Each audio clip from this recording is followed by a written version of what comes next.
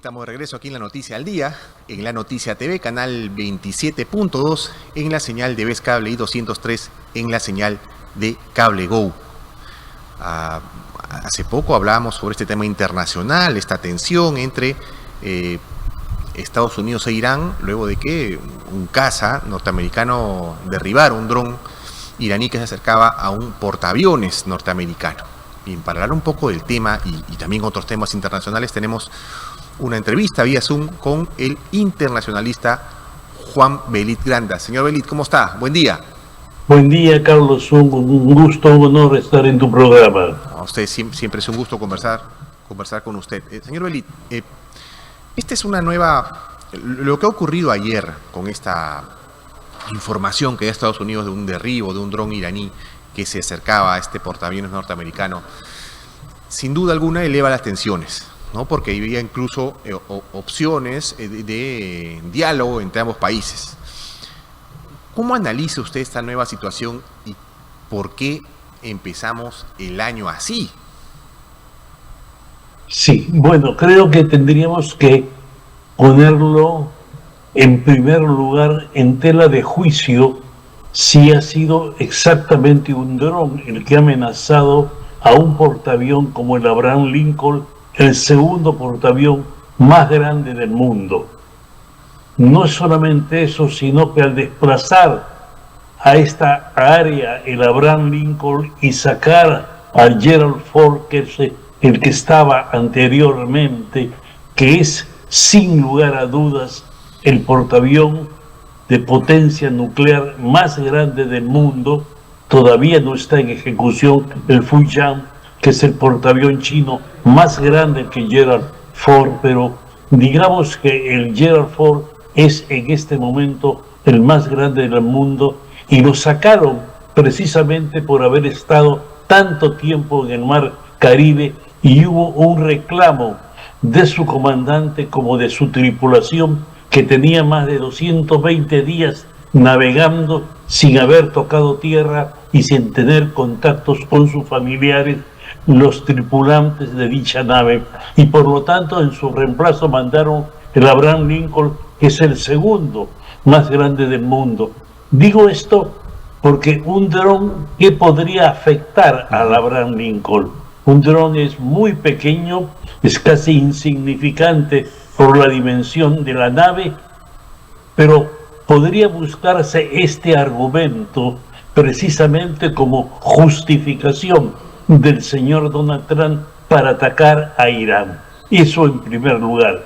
Pero si se llega a comprobar que efectivamente Irán ha enviado un dron a atacar el Abraham Lincoln, ello sería un paso altamente riesgoso para Irán como para Estados Unidos, porque ambas naciones son potencias nucleares. Anteriormente, cuando Irán fue atacado por ese avión norteamericano que lanzó una bomba de profundidad que no afectó el proyecto nuclear de Irán y que lo mostró el señor Donald Trump como un éxito del operativo militar, prueba obvia y evidentemente que no ha sido un éxito como se mostró en esa oportunidad. Y esto sí sería un tema altamente riesgoso por lo que decíamos, pero no es tanto Irán el objetivo, señor Rivera, de los Estados Unidos. El objetivo de los Estados Unidos continúa siendo China y Rusia, porque Irán es su principal proveedor de fuentes energéticas para los dos países. Si es afectado Irán, yo creo que tanto China como Rusia sí van a intervenir en esta acción militar. No va a pasar lo mismo que ha pasado en Venezuela y lo mismo que ha pasado en Siria, porque Siria era un bastión ruso y Bashar el-Assad, el líder sirio, era sostenido por Rusia, pero no era una fuente energética para Rusia como sí lo es Irán, como sí lo es también Irán para China, porque el objetivo, repito, como habíamos manifestado, el objetivo de los Estados Unidos es principalmente afectar a China y Rusia, porque cada vez se están convirtiendo estas dos naciones en sus contrincantes más evidentes en esta ya guerra fría que tiene algún tiempo. Claro, entonces digamos que si es que se dio esta intención de Irán de enviar a un dron cerca a este portaaviones, usted señala que por ahí podría ser no tan cierto, podría ser simplemente un pretexto creado para generar lo que quiere generar. Pero así es. Sabiendo las consecuencias que esto podría tener, ya hay un tufillo ya de parte de Trump de querer intervenir en Irán, ¿no? Ya ha habido, incluso usted señala que hubo un ataque el año pasado de parte de fuerzas norteamericanas. Sabiendo Trump de que una incursión militar podría generar la reacción tanto de Rusia como de China, ¿no cree que Trump también está jugando con fuego haciendo estas acciones? Bueno, sin lugar a dudas, el señor Donald Trump, desde que asumió la presidencia en enero del año pasado de los Estados Unidos, ha empezado a jugar con fuego casi diariamente. Y el señor Trump, yo tengo una impresión de que su narcisismo lo lleva a llevar a Norteamérica, la primera potencia del mundo, al borde del abismo y permanentemente estar al borde del abismo. Pero esto ya es parte de su juego político y también podría considerarse que este es un elemento distractivo por los últimos acontecimientos al interior de los Estados Unidos, tanto con la desclasificación de los cerca de 3 millones de documentos, cerca de 180,000 imágenes, es decir, fotografías, 2,000 videos del señor Jeffrey Epstein, donde comprometen obviamente al señor Donald Trump. Donald Trump está, y disculpe el término, metido hasta las patas en esta situación, que además de ser una situación no solamente ilegal, sino es sórdida y que golpea a las familias norteamericanas en su esencia de que las hijas, la inocencia de ellas ha sido ultrajada, ha sido faltada. Claro. Este es un tema importantísimo. Por otro lado, está las constantes y permanentes marchas que hay contra ICE, esta institución que persigue a los migrantes, y también las faltas de las aduanas por sus mecanismos y sus medios de combatir represivos que nos hacen recordar, tal vez usted que es muy joven no lo recuerde, y alguna cantidad de televidentes piensen que se parece mucho a las SS del señor Adolf Hitler. Yo, cuando empieza la Segunda Guerra Mundial, tenía ya más o menos entre 5 años y ya más o menos me informaba de la Segunda Guerra Mundial, y digo porque después, posteriormente, creo que usted lo sabe, yo he escrito un libro sobre la Segunda Guerra Mundial y abordo el tema de las SS, y las SS era una guardia personal de Hitler, era una guardia que además mostraba un grado de represión muy cruel en los territorios que ellos anexaban al Tercer Reich. Este papel lo está cumpliendo las SS. Estamos precisamente en estos momentos en una solicitud que ha hecho el Ejecutivo al Legislativo norteamericano para que amplíen el presupuesto. Un presupuesto que es mucho más grande, mire lo que le digo, mucho más grande que el presupuesto de la CIA y del FBI juntos. Es el presupuesto que ha solicitado para ICE. Claro. Y esto habla muy claramente de la intencionalidad de Donald Trump, porque además ha buscado una ley en la cual no hay manera de fiscalizar las acciones de ICE, muchas de ellas anticonstitucionales, Sí. muchas de ellas ilegales, que atentan no solo contra las leyes norteamericanas, sino hasta contra la nacionalidad de los propios norteamericanos. Los dos muertos, tanto la señora Good como el señor Trim, los dos muertos en Minneapolis son ciudadanos norteamericanos, y es un juego simplemente de palabras decir que eran terroristas urbanos. Por favor, Claro. eso hoy día no lo acepta la sociedad norteamericana. Ahora, si bien Trump estaría tratando de tapar estas dos problemáticas que enfrenta en su país,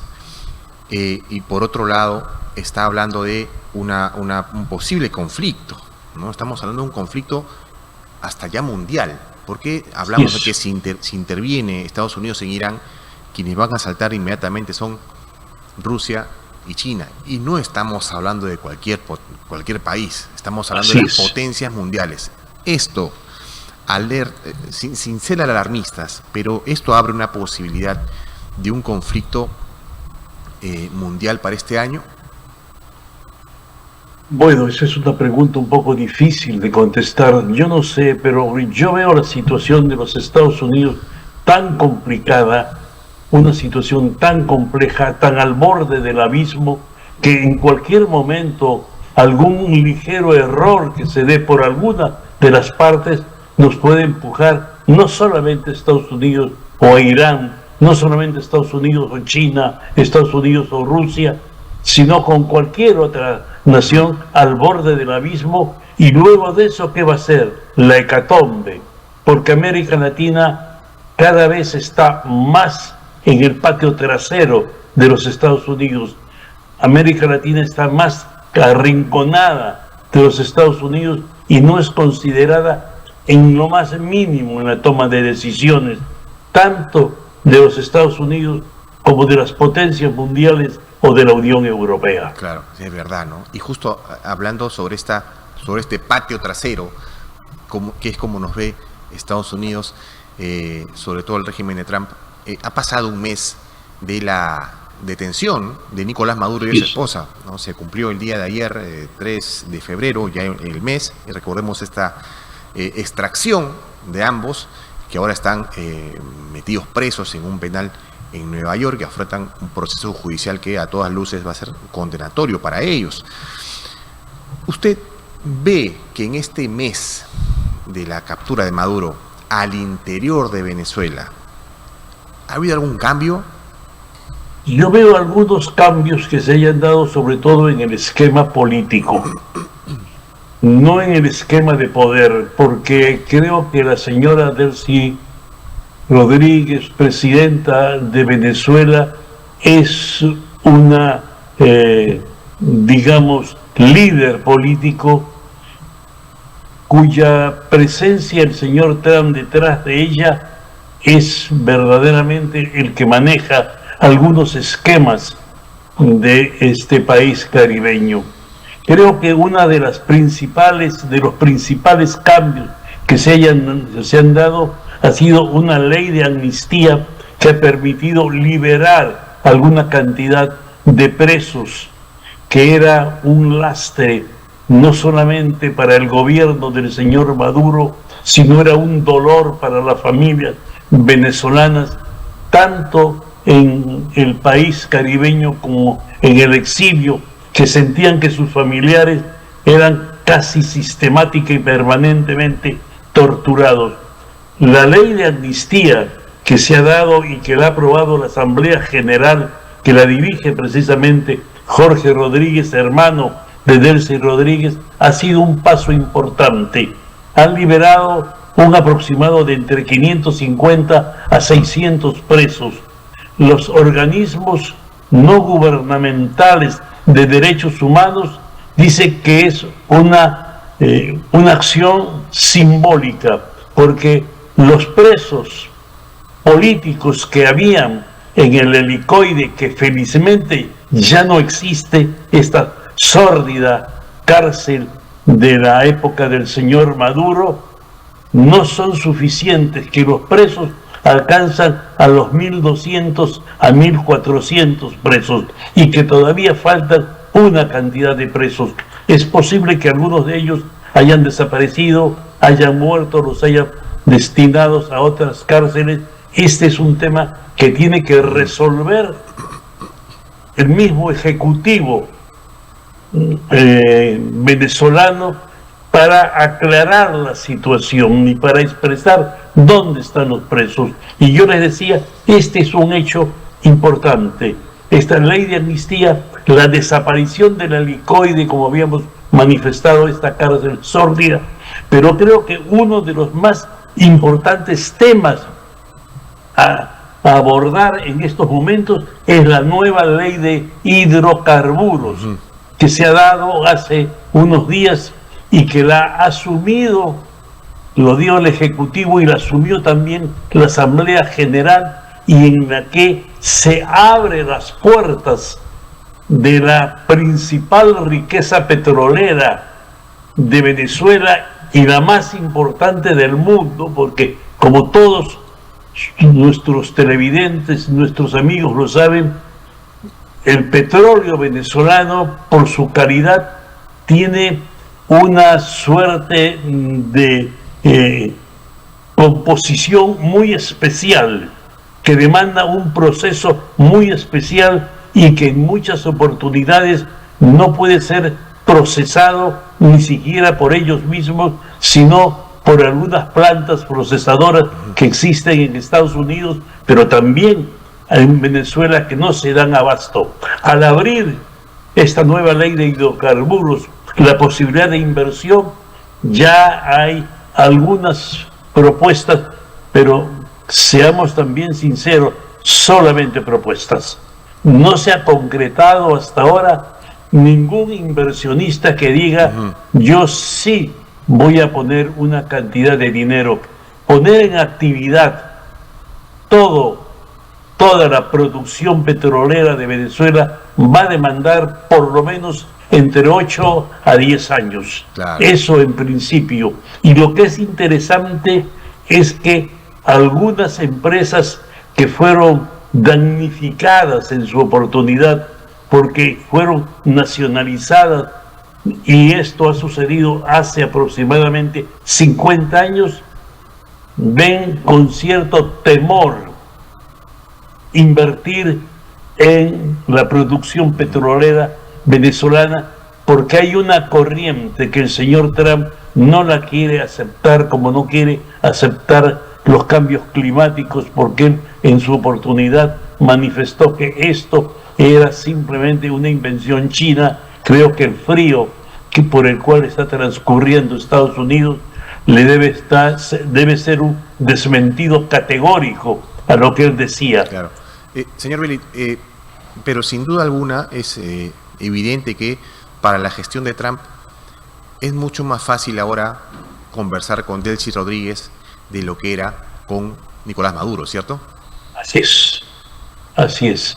Bueno, él tiene atemorizada a Delcy Rodríguez. Delcy Rodríguez lo ha manifestado el día de ayer o antes de ayer, que cuando la última oportunidad en que habló con el señor Donald Trump, que no es un hombre que digamos edulcora la píldora, no tiene digamos el talante de los diplomáticos norteamericanos, mucho menos de los ingleses, que los ingleses si van un poco por las ramas y finalmente enrumban sus propuestas por otros caminos, él sí va directamente.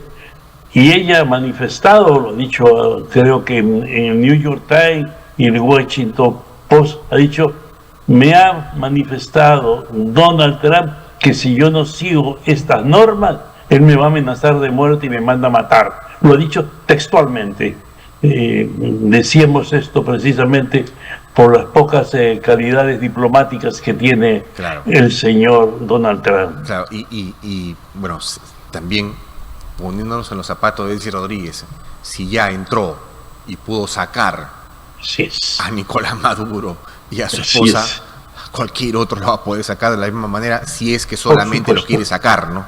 Por supuesto, Por supuesto, precisamente lo que usted dice es el argumento que también ha usado Petro para hablar el día de ayer Claro. con Donald Trump, y le ha dicho que muy bien, que lo ayude precisamente a capturar a unos cárteles del narcotráfico que tienen nombre y apellido y que no son muchos, son entre 8 y 9, que los saque y se los lleve. Y es muy simple, y se ha comprometido a eso Donald Trump en el caso de Petro, y también creo que es importante citarlo, él ha manifestado que podría ser lo mismo también en México. Veamos si le alcanza el tiempo, porque el tiempo es un tema o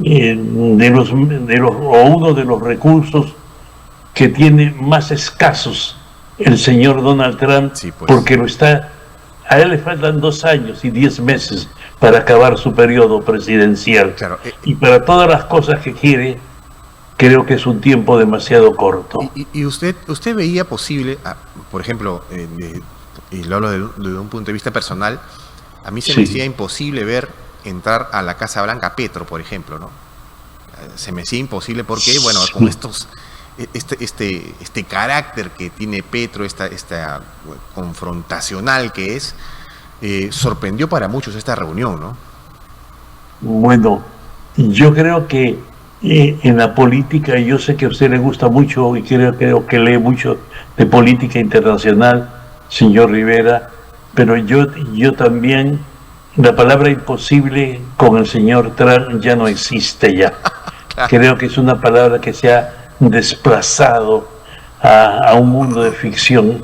Trump, lo imposible, no es que lo haga posible, sino lo imposible lo hace trizas, porque él utiliza el término para hacer lo que a él mejor le parezca.